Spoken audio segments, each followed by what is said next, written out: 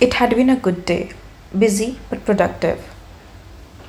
Now I was enjoying a moment of rest on the palace terrace, watching the shadows from the hills grow long on my father's terrace. Glad to have a little time for myself before my next task. Evening was a time I both loved and hated.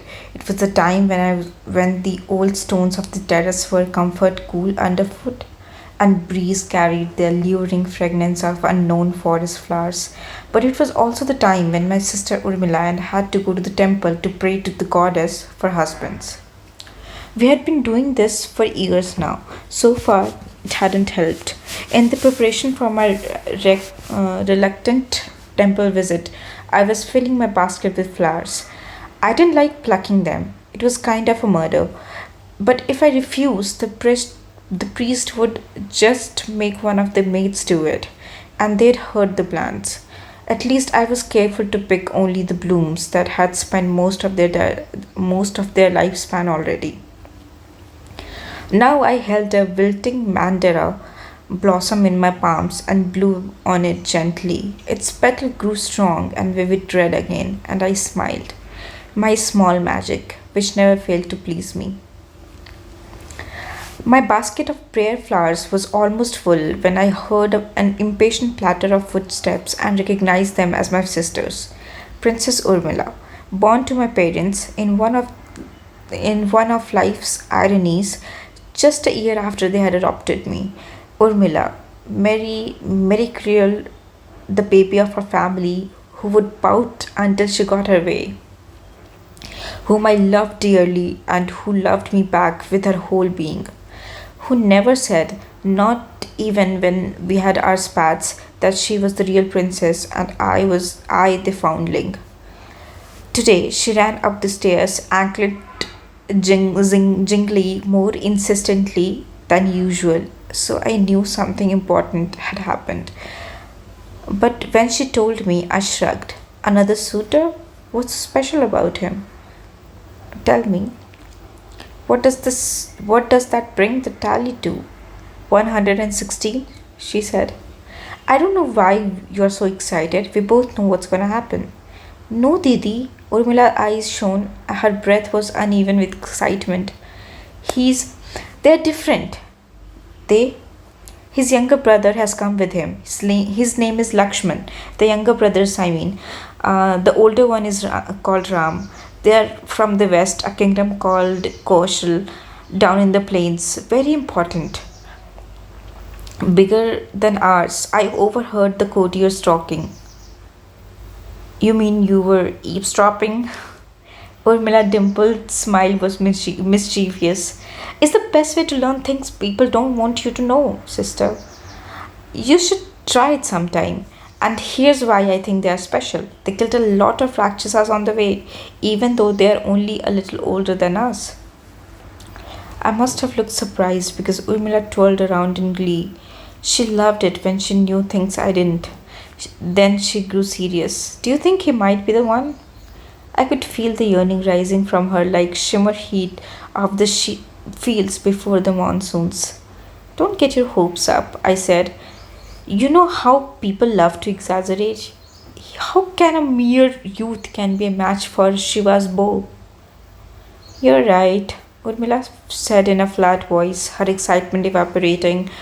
She walked to the edge of the terrace, looking down on the pathway that I had designed to wind elegantly through the red earth of the mango grove to the palace temple. Her shoulders drooped.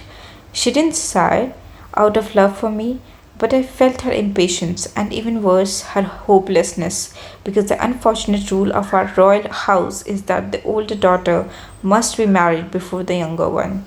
I had tried many times to convince my father, why can't you arrange Urmila's marriage first? She wants it more than I do. He never argued. He didn't need to. He was the king. He only smiled. But I knew the answer. It was tradition. Thus he would follow it. That was always been the way of the Janaks. At least you could have chosen a more reasonable bride contest for me instead of demanding that the man string a sacred bow. Why not one of our suitors has been able to raise it off the ground. My father smiled again, this time sadly. He had no choice in designing the contest, and I knew that. I knew this also. It wasn't because of its weight that the kings had failed to lift the bow. The bow was waiting for the right man. I was secretly happy that my 116 suitors had failed, and the news of this failure had traveled the length of the land, disheartening others. If my spinsterhood had not been a rock obstructing Urmila's happiness, I would have joyfully lived out the rest of my life beside my saintly and affectionate father and my keen witted, arrogant, laughing mother. I love Mithila, its cool, crisp breeze that came down from the mountains, its fragrant gardens that bloomed year round with white and purple flowers, its gentle people who loved to sing and dance. When the time came, I would have ruled the kingdom well. I was confident of that because I had observed my father in court and learned from his goodness, and more importantly, in a private chambers, I had listened to my mother advising him. But when I confessed these wishes to my mother, she shook her head. Even if you were a goddess among women, she said, and from her face I could see that she had heard the whispers too. It wouldn't be possible. The kingdom of Mithila can be ruled only by a man. This has been a custom of the country since before the scribes began to write its history. Why can't customs change? I asked angrily, especially ones that don't make sense. Not this one, because it's built upon an age old belief that citizens of Mithila hold no woman is strong enough or wise enough to guide them. I don't believe that, I cried, outraged. Nor do you. It doesn't matter what I believe, she said. A good, caring monarch, and your father is certainly that. Doesn't toy with the deep rooted beliefs of his people, not for the sake of personal happiness, not even to prove a point. I thought about that for a while, then I said, but actually, you are the one who decides what happens in Mithila, aren't you? As much as a ruler as he. Mother smiled. Let's say your father and I share the royal duties, as I hope you will with your husband. But in the eyes of the populace, he's the king, and I'd never do anything to upset their belief in him. For in that lies the stability of the kingdom. This bothered my sense of fairness, and I started to argue further. But my mother changed the subject. Listen carefully, she said. The unusual seriousness in her voice silenced me. Soon, she told me, for he was aging, my father would have to send out the royal elephant who knew how to choose from the populace an appropriate male with the 24 auspicious signs on his body. He would be trained to become the next Janak. Ultimately, he would be the crowded king. Our father needed to perform the marriages of his daughters before this happened because our futures would grow uncertain afterwards. Maybe I can just marry the next Janak and remain here as a queen, I suggested. Visitors to my father's court often remarked on how beautiful I was. I felt fairly confident that I would charm this nameless heir to the throne into accepting me as his wife. My mother smiled sadly. I'm sure the next Janak would be happy to do that, but what if he can't pay your bride price? So there was nothing more for me to do except join Urmila at the Parvati temple in dutiful, if tepid prayer? I wasn't surprised that my prayers hadn't borne fruit. Look, look, Urmila said, pulling me behind a sprawling tulsi bush on the terrace so we wouldn't be seen. Below, four people walked along the garden path that led to the temple. In the lead was Sanatanda with his measured, self important gait.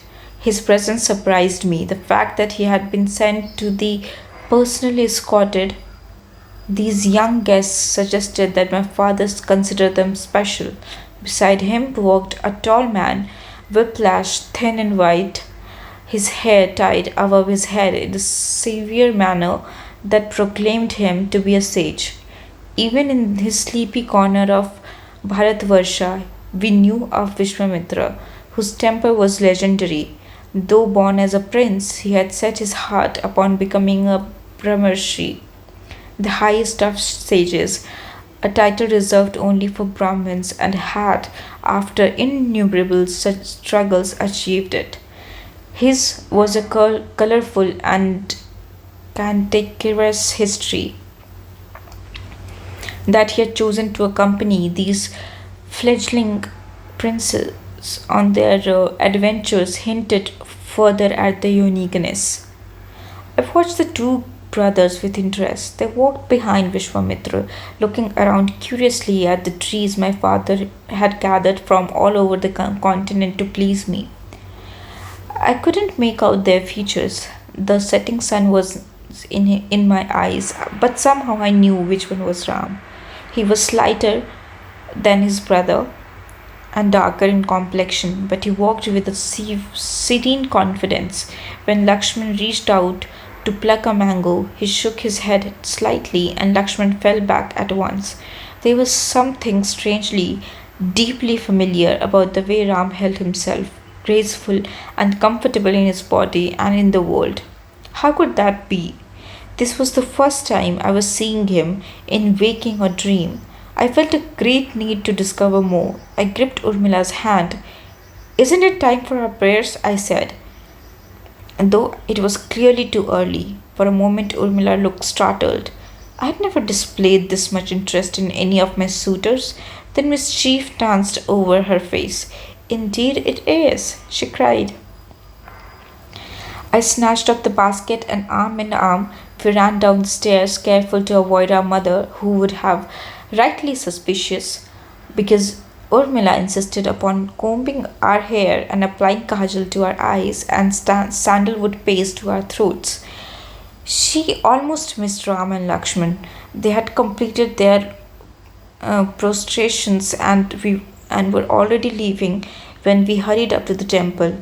Sanatanda bowed to us but curtly and maintained a telling silence. His pursed lips made no secret of his displeasure. He is a wise minister, one of my father rightly depends on, but overfond of propriety. If he had his way, we princesses would have kept confined to our rooms, decorously draped in silks and gems, in like ceremonial dolls. When when custom dictated that we appear in public, he would have us seated at the women's end of the sabha, as far from the male gaze as possible. Instead, here we were in thin summer cotton saris that barely hid our curves, tendrils of hair coming loose from our hasty braids, our body giving off the mingled scent of sandalwood and excitement and female sweat.